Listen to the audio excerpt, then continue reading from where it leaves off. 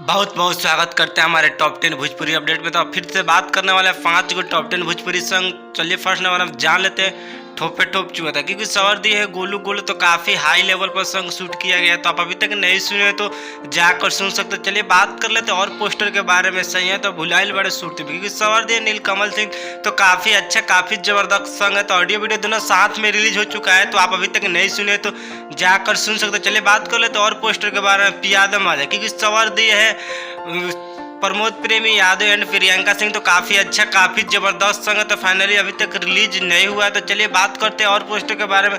सुनो यार, क्योंकि सवर दी शिल्पी राज तो काफ़ी अच्छा काफ़ी ज़बरदस्त सॉन्ग है। तो फाइनली ऑडियो वीडियो दोनों साथ में रिलीज हो चुका है। तो आप अभी तक नहीं सुने तो जाकर सुन सकते। चलिए बात कर लेते हैं और पोस्टर के बारे में। पियादा लॉस से, क्योंकि सवर दी तूफानी लाल यादव एंड शिवानी सिंह तो काफ़ी अच्छा काफ़ी ज़बरदस्त सॉन्ग है। तो आप अभी तक नहीं सुने तो जाकर सुन सकते। तब तक मिलते हैं न्यू भोजपुरी अपडेट लेकर। जय हिंद और जय भारत।